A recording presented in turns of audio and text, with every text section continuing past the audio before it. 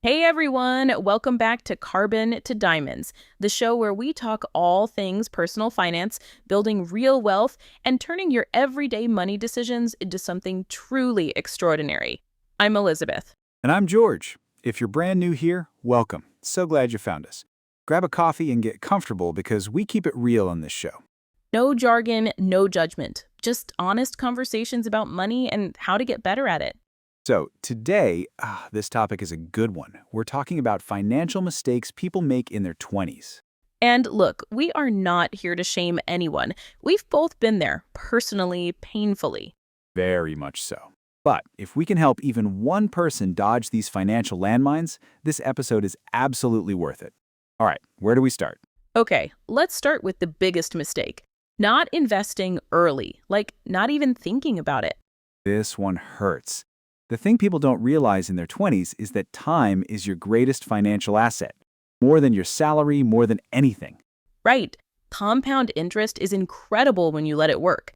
Even a small investment in your early 20s versus waiting until your 30s creates a staggering difference. Tens of thousands of dollars, sometimes far more. And the excuse I always hear is, I'll start when I have more money. But that moment never comes on its own. You have to decide to make it happen. Exactly. Even $50 a month is better than zero. It builds the habit, and that habit is everything. Tied to that, ignoring retirement savings. When you're 23, retirement feels like it's in another galaxy, but your future self will be absolutely furious if you don't start contributing now. And if your employer offers any kind of retirement match, like a 401k match, and you're not taking full advantage of that, you are literally leaving free money on the table. Free money. Nobody talks about that enough. All right, let's talk about another big one, lifestyle inflation, because I think this is the sneakiest mistake of all. So sneaky. You get a raise and suddenly, new apartment, new car, nicer restaurants every weekend. And your bank account looks exactly the same as before the raise. I did this. My first real salary jump, I upgraded basically everything within 6 months.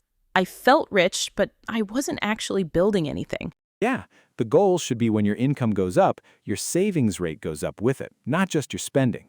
Treat yourself a little, yes, but the bulk of that raise, put it to work. Invest it, save it, build your emergency fund.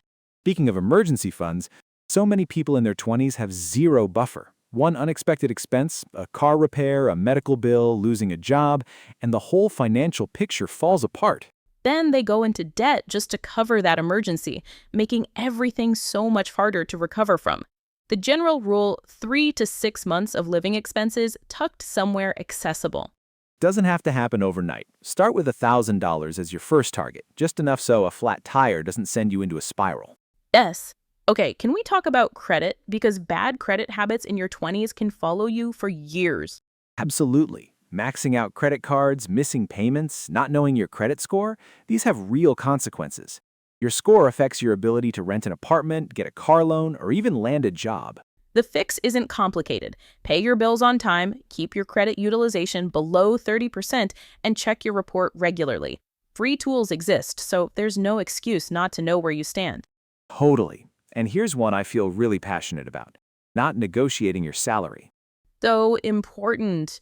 People accept the first offer because they're excited or nervous, not realizing every dollar you fail to negotiate today compounds over your entire career. Exactly. A $5,000 difference in starting salary, factoring in raises and future negotiations, can mean hundreds of thousands of dollars over a lifetime. Employers almost always expect you to negotiate. They do. It's not rude, it's not greedy, it's just smart. Do your research, know your market value, and ask for what you're worth. The worst they can say is no. And last, overspending on social experiences. I'm not saying don't have fun in your 20s. Please, have fun. Right, we're not saying live like a monk. Life is meant to be lived. There's a difference between intentional spending on what you genuinely value and spending out of social pressure, saying yes to every concert, every trip, every dinner out, then wondering where your paycheck went. FOMO is expensive, and it's okay to say that's not in my budget this month. Real friends will respect that, and if they don't, that's a different kind of problem. Exactly. Budget for fun genuinely, but make it a conscious choice, not a reflex. The big takeaway, your 20s are not a throwaway decade. They're actually some of your most powerful years for building wealth. The decisions you make now echo for decades.